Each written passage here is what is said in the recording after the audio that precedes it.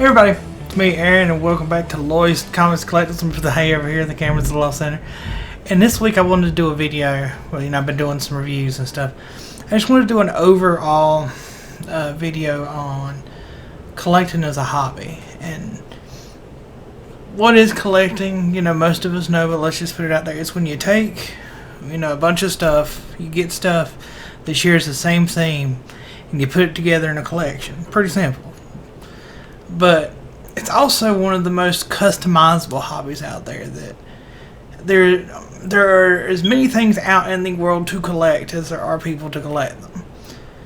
So what we're going to go over this week is what I think are like the four parts of the four parts to get started into collecting.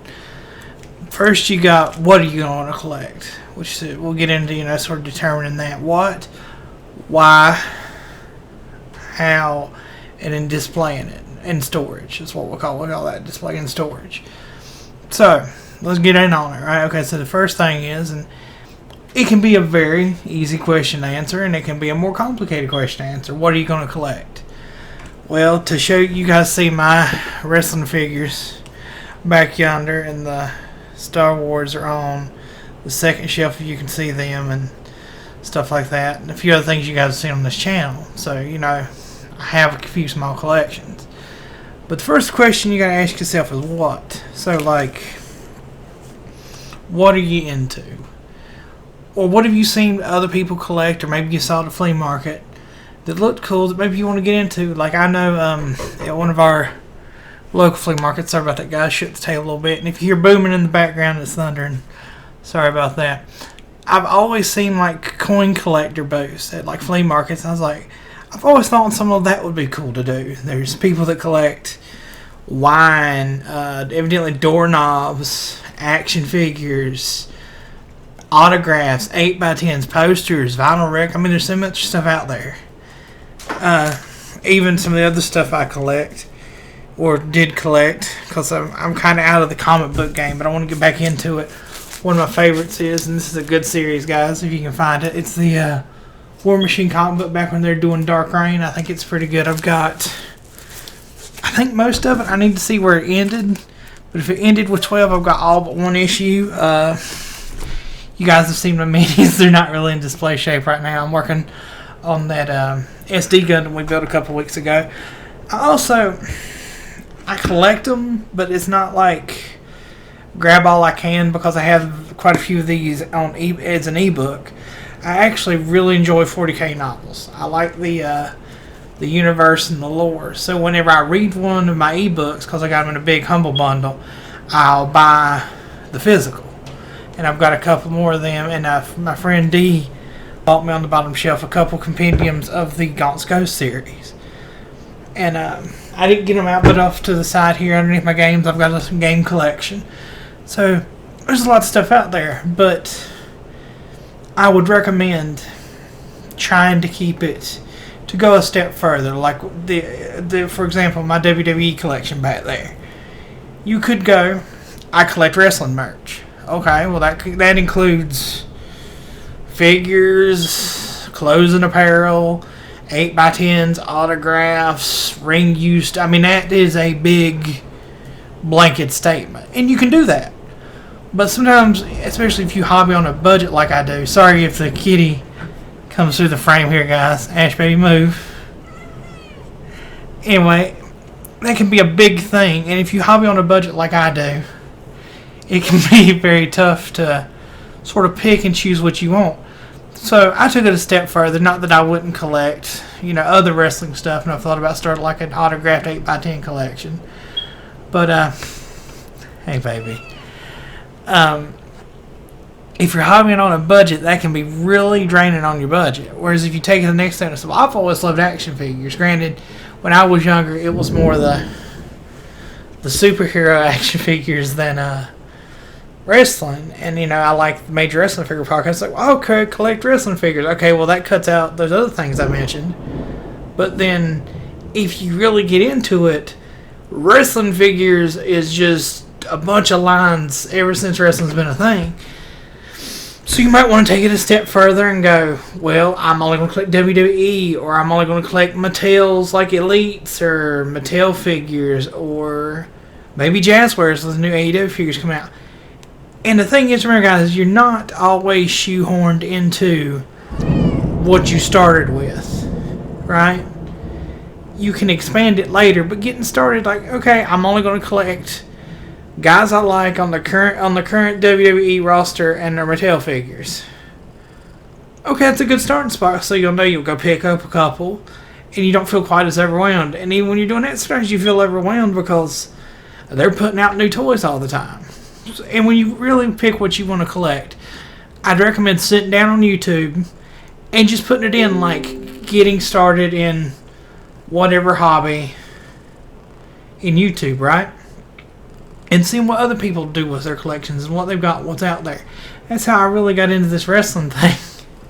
Was I listened to Matt and Brian's podcast and saw their collection and watched their unboxing videos, and that got my juices flowing. You know, like, what do I want to collect? Okay, so now you've decided all that. You've done your research. You've picked whatever you're into. Doesn't matter. The next question, and it kind of goes with the first, is why? Why are you collecting it? Like, the Power of the Force figures remind me of my childhood. I'm starting another collection, which you guys might see next week whenever they get here. I'm starting a Bucky O'Hare collection because that was one of my favorite cartoons as a kid, and I had the NES game. So some of us collect for memories, bringing back memories of reliving, like, oh man, when I was a kid.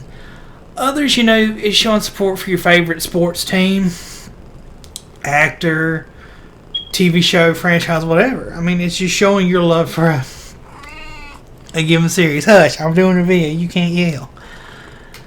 And you need to think of why. Maybe it's relaxing for you. Like, for some of us that collect minis, the process of painting minis is just relaxing to, you know, just shut the world out for a couple hours, sit with your figure, with your mini, and paint. But think of why you're doing it. And I very rarely ever tell anyone how to collect, because I believe it's a very personal thing, and you can do whatever you want to with your collection. I advise against collecting solely for value, because for starters, like, let's go with our wrestling figures example. It's hard to know who or what figures will hold value. Now you could go, well, who are big stars at the time? Well, yeah, those guys might be good ones to pick up. But if they're really popular, they might get a bunch of action figures. So some of them aren't going to be worth as much. Or, you know, just it's real hard to do. And then even if you get a rare figure, it may never go up in value from where you bought it. So I think that's just a bad practice to have in your collecting. You can do it if that's what you really want to do. But I think you'll get more out of collecting something that you care about and that has meaning to you. And then it's for you, and you'll get so much more out of the collecting hobby at that point, because you're not worried about, is this a multi-$100 figure, a multi-$100 coin, or whatever. You're like, I like this because of the way it looks or whatever it does that speaks to you, and it'll have meaning to you, and you'll enjoy collecting. Now how? Now I'm going to use this as with wrestling figures, because I'm not as well versed on other things like coins and how they collect them. I know a little bit about comic books I can speak to. But how? So let's go with our action figure example. Are you going to be a mint and box guy? Nothing wrong with that. Or are you going to be a Lucy guy? And a Lucy guy doesn't necessarily mean that, like, you go online and buy played with toys. You can be a Lucy guy. Well, we'll get into it. Let's cover the mint and box. Mint and box guys, you want the toy or action figure in the box. It's in the box, and the box in as good a shape as you can get it. And then you're going to hang it up on a wall or something. And that's your way of collecting. That's how you want to do it. Now, upside to this, if you do have to resell in the future or trade, mint and box figures hold their value way better than loose figures. As anyone will tell you, and this is with most collectibles, but against your collecting, if you open it, usually that's devaluing it. Now, the downside of that style collecting is if you collect in box, like on a shelf, like the ones behind me, in box figures will take up a lot of space. But a lot of people put thumbtacks or push pins in the wall and hang them off that. And there's ways to do it, but just be in my mind that will take up more space because you're accommodating the box. Now, Lucy collectors, I'll speak for me. I want my Lucy figures complete if I'm buying them secondhand. Like if I'm buying a played with toy or an open toy, I want it complete. But you can also buy them, and I do, as you see on the channel, buy them new in box and open them. So you know they're in good shape, or if there is a problem, you know it came that way. And the reason I think why we do that is I feel like you can enjoy the figure more if you can take it out, flip him around, look at the front and the back, enjoy the sculpt and all that better than you can. Ooh, that's a loud one. Better than you can in a box. And if you're collecting vintage toys and you want to look around, you can usually get them cheaper. But that also opens up the other thing if you get a vintage toy here and then you got to track down the accessories, how much are the accessories going to cost you? So I always try to weigh that if it's close to the same as buying mint in box, I'll buy mint in box and open it just because it's not worth the aggravation to me. And neither one of those are wrong. That's how you enjoy your collection. This is your collection, and I will say that over and over again on this. Whatever makes you feel happy, how you enjoy it. Like I even have thought about when the world gets back to normal and people are doing these shows and indie events again, I might buy a figure I've already got open to take it to a signing and get it signed. But those are special exceptions. Or if I really enjoy the box art, like the Bucky O'Hare collection I'm playing with in my head, buying two, getting one Lucy and then one I keep in the package because it's got the comic book art on the card. So you can even change your mind depending on what you're collecting. So lastly, and I called it display, but it's really display and storage, is think about how you're going to display it, because you spend the time and the money acquiring whatever you're going to collect. You kind of want to be able to enjoy it and keep it protected.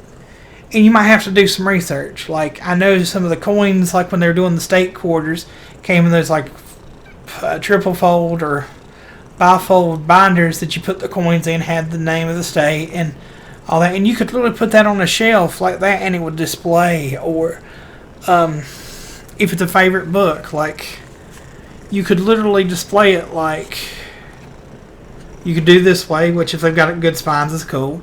That's why I like older books, but you could set it up on the shelf maybe like this with the cover with it out like that, or you could literally put them on shelves like this and enjoy the art. Sorry, it's really shiny and reflective because it's a paperback.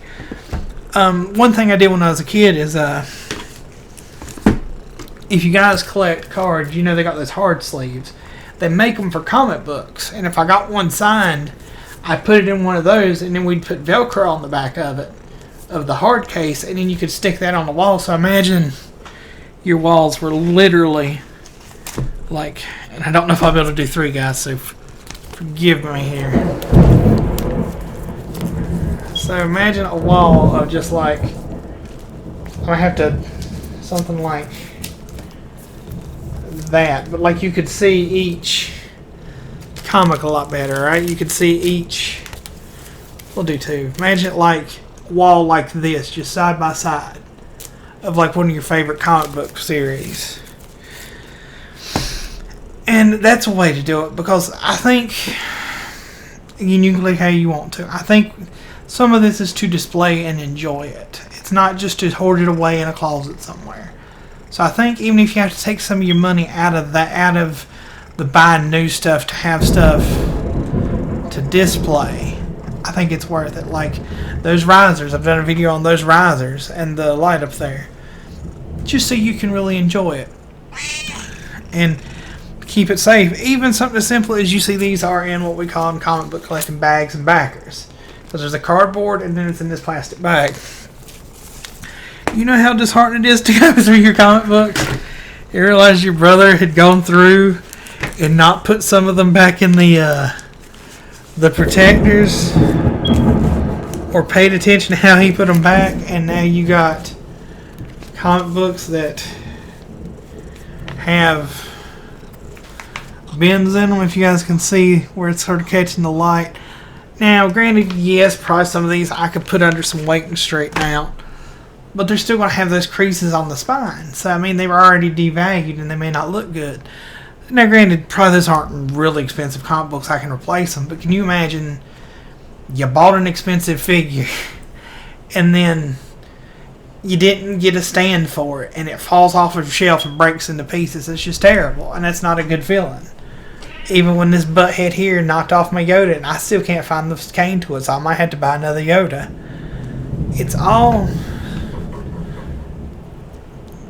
It's an extra step to keep your collection safe, and so you'll have it with you for longer. Sorry guys, she's upset about the storm, I think. And it's worth it, and you'll enjoy it more than if you just stick it in a closet somewhere. I promise you, it's worth the investment. Now, don't go super crazy, so let it sort of buy it as you go, because I thought about buying more shelving, but I'm like, I really don't need to do that until those shelves get filled up. And I didn't say this earlier, and I should have. Hobby on a budget, guys. Don't go out and go crazy, and then like, I gotta have all of whatever the first day, because A, that's going to stress your money. B, you might have to turn out and sell it because you got to make bills that month. Collecting is not a sprint. It's a marathon. So take your time and let it happen naturally. Pick up a thing here and there. And then you're always hunting something. Like I missed out on the Slim Jim Macho Man. And yes, it's going up in value, but hey, I've got something to always look forward to. So hobby on a budget so you don't regret it and have to sell it. And then if you have to sell it, you might feel defeated. Like, well, now I got to start all over now that my money is better. And that's just not a fun place to be. So take your time. Don't rush it. And that's probably the best advice I can give you. And I love collecting as a hobby, man. Like you see, there's so many things to collect. There's so many ways to collect it.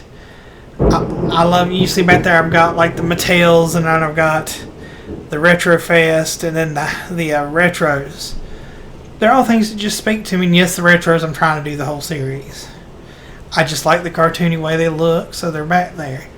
And this collection is not for anyone else but me. And then sometimes you can do stuff with your collection, like figures. You can do fig photography. You can do fig feds. You can do dioramas. And I'm sure there's things you can do with comic books. I would have to think of something. Like I think ones for like wallpaper in your room with them in the clear plastic containers would be cool. And there's other things you can do, and then you'll get more out of it. And then maybe you'll go into stop motion for your figures. You never know. And then as you go, it grows and it grows with you, and it's almost a catalog of your life and your hobbies, and that's a great thing. And it'll all have meaning to you, and that's the important part. Anyway, guys, this storm's getting pretty bad. I'm going to wrap it up here. Thank y'all for spending time with me. Follow us on all the social medias below, the Facebook, the Twitter. Check out the WordPress site, wordpress.com/Lloyd's Comics Collectibles. There'll be a link below. And I'm still doing some work on it. So be patient with me. Leave us a comment either here on YouTube or over there. And I'll try to catch it. I've been trying to be better because sometimes I swear YouTube doesn't notify me, so I keep trying to check in case you guys say something. And let me know what you collect, what you think about collecting, and if you got any other collecting advice for a new collector. Put it down there in the comments, guys. Let's share that knowledge and let's get someone into this wonderful hobby. Anyway, guys, thank you, and I'll see you next week. Peace.